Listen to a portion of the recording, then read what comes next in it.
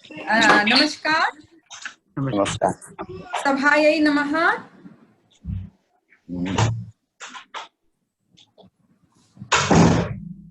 श्री राम राम रामेति रमे रामे मनोरमे सहस्रनाम तत्तुल्यं राम नाम वरानने। जय श्री राम। सभी विद्वज्जनों को मेरा नमस्कार। ओम जी को विशेष नमन। आज कोरोना के कारण सभी लोग तालाबंदी का पालन कर रहे हैं और इन्होंने इस मंथन का आयोजन किया और मुझे इसमें बोलने का सौभाग्य प्रदान किया। बहुत बहुत धन्यवाद ओम जी। राम उत्तर वैदिक काल के दिव्य महापुरुष माने जाते हैं। वाल्मीकि कृत रामायण और तुलसीदास कृत रामचरितमानस राम के बारे में जानने के दो मुख्य आधार ग्रंथ हैं।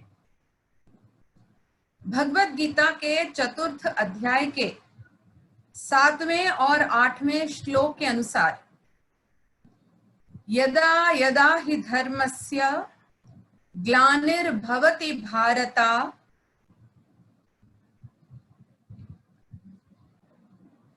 धर्म संस्थापनार्थाय संभवामि युगे युगे परित्राणाय साधूनां विनाशाय चतुष्कृतां धर्म संस्थापनार्थाय संभवामि युगे युगे।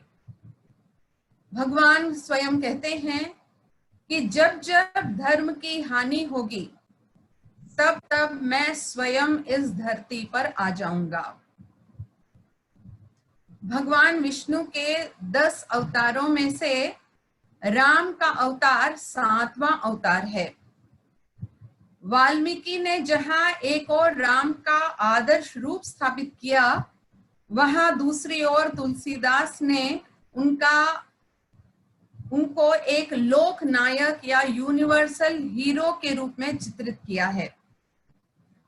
इन दोनों रूपों के मिश्रण से वे हमारे सम्मुख मर्यादा पुरुषोत्तम राम बनकर आते हैं। आज हमारे मंथन का विषय है हु इज राम। राम कौन है? और मुझे अपने विचार प्रस्तुत करने के लिए कहा गया तो मैं कहूंगी कि मेरे लिए राम एक शक्ति का पुंज है। जब हम राम शब्द का उच्चारण करते हैं तो रा कहते ही हमारा पूरा मुंह खुलता है, अर्थात हमारे शरीर में जो भी विकार है वह बाहर आ जाते हैं। और जब हम मां कहते हैं तो हमारा मुंह बंद हो जाता है। तो कह सकते हैं कि संसार में व्याप्त जितने भी विकार हैं वो हमारे शरीर में प्रवेश करने से रुक जाएंगे। इसीलिए राम के नाम का स्मरण हमेशा करते रहने को कहा जाता है। अब राम को मैं क्या समझती हूँ या राम के विषय में मेरे विचार क्या हैं? मैं कहूंगी कि राम को मैं भगवान या लॉर्ड कहकर उनको अपने से परे नहीं समझना चाहती हूँ।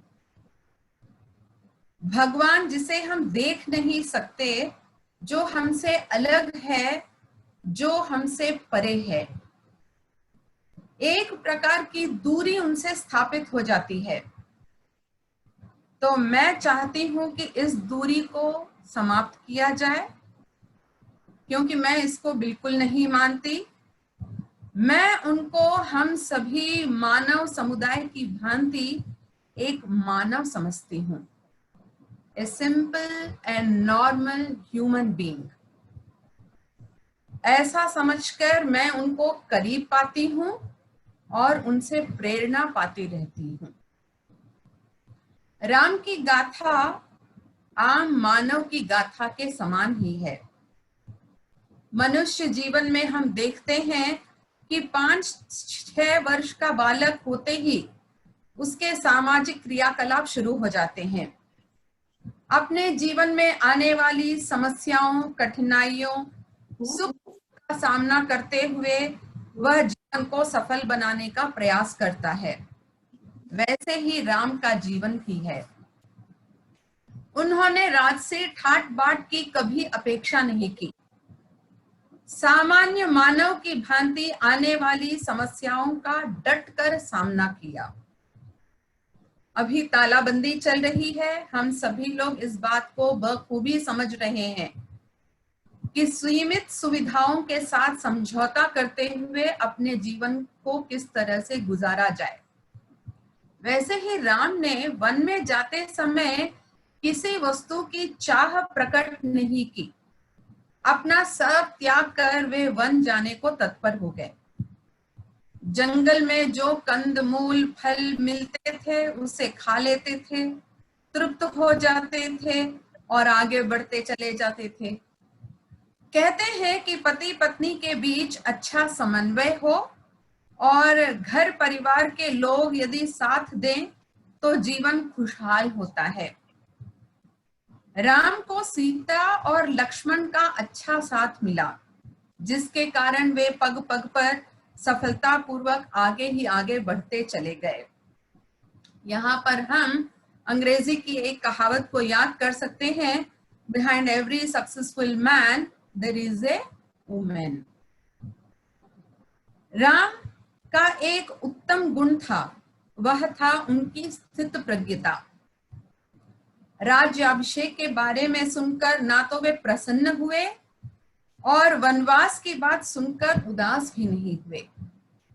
माता पिता की आज्ञा का पूर्णतः पालन किया और उनका मानना था कि यदि माता पिता ने कहा है तो अवश्य अच्छे के लिए ही कहा होगा। कोई भी माता पिता अपनी संतान का अहित नहीं चाहते हैं। राम के जीवन की ये दोनों स्थितियां दो अलग प्रवृत्तियों की थी, परंतु राम ने दोनों को एक समान माना। राम का एक और प्रशंसनीय गुण है, वह है उनकी सकारात्मक सोच। गुरु की आज्ञा का पालन करने वाले राम ने ताटका का वध किया, मगर तब जब गुरुजी ने उनको आज्ञा दी। वैसे ही अनेक ऋषि मुनियों ने जब उनसे आग्रह किया कि उनको किसी राक्षस से भय हो रहा है तो राम ने उनका संहार किया। वे बड़े ही जिज्ञासु थे, इसीलिए गुरु के साथ जाते हुए उन्होंने अहिल्या का उद्धार किया, परंतु पहले अहिल्या के बारे में जानकारी प्राप्त की, गंगा अवतरण की कहानी भी सुनी, शिव धनुष के बारे में भी संपूर्ण जानकारी प्राप्त की। गुरु के आदेश पर शिव धनुष का संधान किया। सीता के साथ स्वयंवर के लिए भी तैयार हुए। कब? जब राजा जनक और दशरथ ने आदेश दिया। शबरी के बड़े प्रेम से उनका स्वागत किया और प्रेम से जूठे बेर भी खिलाए। उन्होंने उनका आतिथ्य बड़ी सहजता के साथ स्वीकार कर लिया। केवट ने अपने परिवार सहित उनके चरण धोना चाहा तो उसको भी स्वीकार कर लिया। एक रजक ने सीता पर उंगली उठाई तो उन्होंने बिना किसी प्रतिक्रिया के अपनी अर्धांगिनी या जीवन संगनी का साथ भी छोड़ दिया। यह घटना लोक सम्मत नहीं है, परंतु उन्होंने उसकी परवाह नहीं की। यहाँ पर एक उक्ति चरितार्थ होती है, यथा राजा तथा प्रजा। कहते हैं कि you should be the trend setter.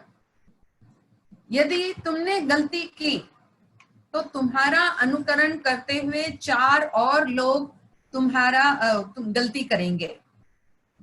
Ram के समय का जो समाज था आज भी वह हमारे लिए प्रेरणा का विषय बना हुआ है और हम राम राज्य की कामना अभी भी कर रहे हैं। मनुष्य समस्याओं को सुलझाने के लिए या कठिन परिस्थिति से निकलने के लिए युक्तियों का सहारा लेता है। बड़े बूढ़ों से, बुजुर्गों से, अपनों से सलाह मशवरा लेता है, एक योजना बनाता है और फिर उस पर अमल करता है। वैसे ही राम ने बाली वध के समय, रावण संहार के समय, सेतु बंधन के समय नल नील का सहारा लिया। हर घटना में उनके कार्य करने की जो विधि थी वह सामान्य मानव की भांति थी। कहीं भी वे भगवान की तरह माया का सहारा लेते हुए या चमत्कार करते हुए हमें प्रतीत नहीं होते हैं। अंत में मैं इस श्लोक का सहारा लेकर अपनी बात को सिद्ध करना चाहूंगी। अरण्यकांड के का 13वां श्लोक है। रामो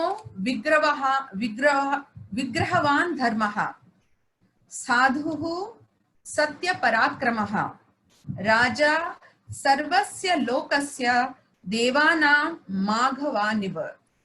यानी राम इज धर्म इनकारनेट। राम वही करते हैं जो धर्म है, जो कर्तव्य है, जो करने के लिए कहा जाता है। That means which is expected of him. वे सत्य हैं, वे पवित्र हैं, वे शक्ति हैं। धन्यवाद। नमस्कार। जय श्री राम।